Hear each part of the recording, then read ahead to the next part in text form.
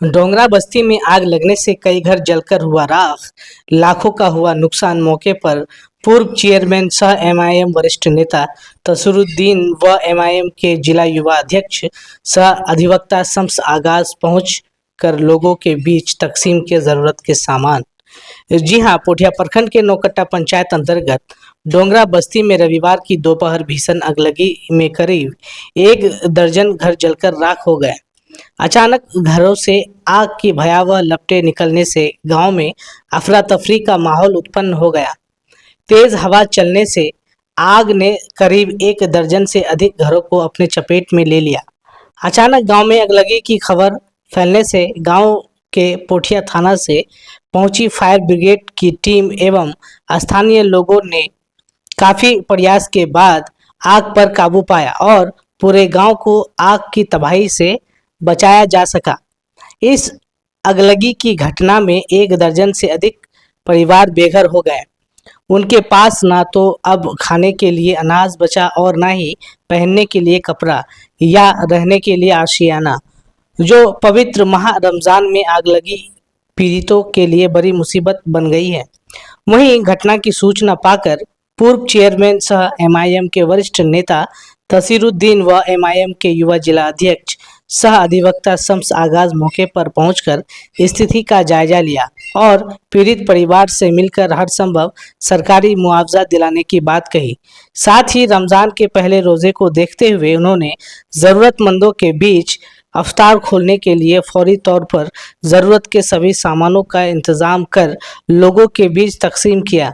वहीं पीड़ित लोगों ने इस कार्य का काफी सराहना किया और दुआएं भी दिया। सर, रमज़ान का महीना चालू है और आज पहले ही दिन जो है पोठिया प्रखंड के डोंगरा बस्ती में एक काफ़ी दर्दनाक घटना घटी है, जहां पे एक गांव जो है आग के हवाले हो गया और दर्जनों घर जो है जल गई। क्या कहेंगे इस पर? जी, ये हकीकत में बहुत दुखद घटना है कि रोज़े का पहला रमज़ान था आज और उसी दिन इस तरह का हादसा हो जाना, ये बहुत दुखद घटना है। इस तरह का घटना से लोगों को बचना चाहिए।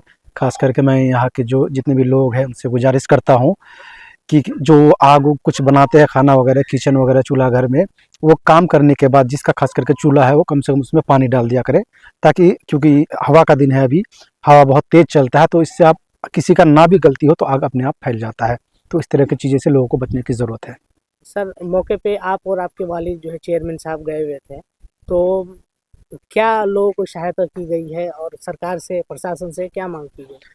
देखिए, हम लोग तो उस वक्त घर पे थे, जो कार्यकर्ता लोग आए हुए थे उनसे बातचीत कर रहे थे और हमें घटना का आधा घंटे के बाद इन्फॉर्मेशन आता है, कहीं से फ़ोन आता है और मोबाइल में भी देखते हैं व्हाट्सएप ग्रुप में कि डोंगरा बस्ती में, नौकट्टा पंचायत अंतर्गत डोंगरा बस्ती में आग लगी हुई है।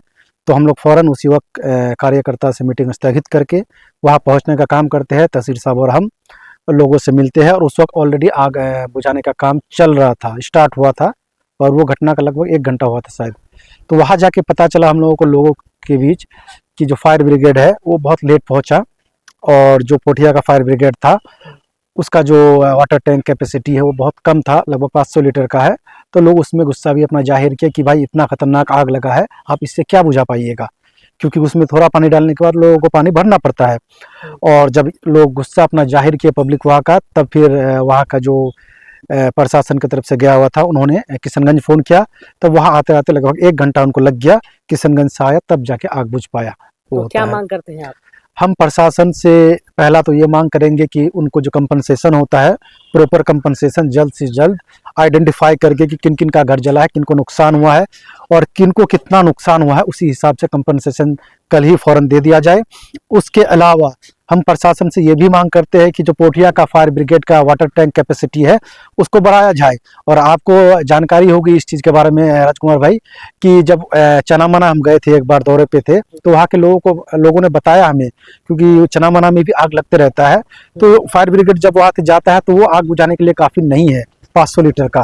तो इसके बाद हम डीएम से मिले, एडीएम से मिले, अपना लेटर पैड पे लिख के भी दिए, जिला परिषद का लेटर पैड पे लिख के दिए, सारा चीज़ उनके सामने रख के हमने कहा कि इस तरह की जो चीज़ें हैं, कम से कम हमें 2000 लीटर का वाटर टैंक चाहिए, यानी फायर ब्रिगेड हैवी होना चाहिए, बड़ा गाड़ी होना चाहिए, तभी हम आग बुझा पाएंगे। नहीं तो ये सब दिखाने के लिए, ये सब फायर ब्रिगेड जो होता है दिखावा है सिर्फ, उसके अलावा कुछ इसका हल कर नहीं सकता है। तो हम प्रशासन से मांग करते हैं कि जिस तरह आप लोग जब नीतीश कुमार आता है आप लोग उसका तैयारी करते हैं, उनका स्वागत के लिए रोड सही करते हैं, सड़क, बिजली, जहाँ जहाँ उनका प्रोग्राम निर्धारित होता है वहाँ जाते हैं। ठीक उसी प्रकार जब आपदा आने वाला रहता है, कोई भी आपदा हो, चाहे लोगों की गलती की वजह से हो या नेचुरल एक्ट ऑफ गॉड हो, उसमें आप लोगों को अच्छी तरीके से पहले से तैयारी रखना चाहिए। क्योंकि आपका जो फायर ब्रिगेड है बहुत कम है, पोठिया ब्लॉक में सिर्फ एक है और किशनगंज से यहाँ आने में 1 घंटा लगता है, और पोठिया ब्लॉक में 22 पंचायत है। तो अगर मान लीजिए एक साथ कई जगह में आग लग जाए तो तब आप क्या करेंगे? तो इसके लिए आपको पहले से तैयार रहना होगा। आपको प्रॉपर फायर ब्रिगेड गाड़ी होना चाहिए, कम से कम 4 से 5 एक ब्लॉक में, और वो भी कम से कम 2000 लीटर का टैंक कैपेसिटी होना चाहिए। और हम ये भी मांग करते हैं कि कल ही इनको जो कंपनसेशन है वो दे दिया जाए। सर, क्योंकि आज जो है रमज़ान का पहला रोज़ा था, जाहिर सी बात है कि लोग जो है वहाँ रोज़ा भी रखे होंगे, तो आपकी तरफ से क्या सहयोग किया गया? जी, ये वो आप सही कह रहे हैं राजकुमार भाई, क्योंकि जो जिस इलाका में आग लगा है वो मुस्लिम इलाका है, और आज पहला रोज़ा था, सब लोग रोज़ा रखे थे, लेकिन क्योंकि उनका घर जल के राख हो गया है, सब रो रहे हैं, सबका हालत बुरा है, तो इस हालत में वो लोग कोई इफ्तार का तैयारी कर नहीं सकते, सब सदमे में है। इसलिए हम लोगों ने फौरी तौर पे उन लोगों के लिए इफ्तार का व्यवस्था वगैरह कराया ताकि वो लोग इफ्तार प्रॉपर तरीके से कर पाए।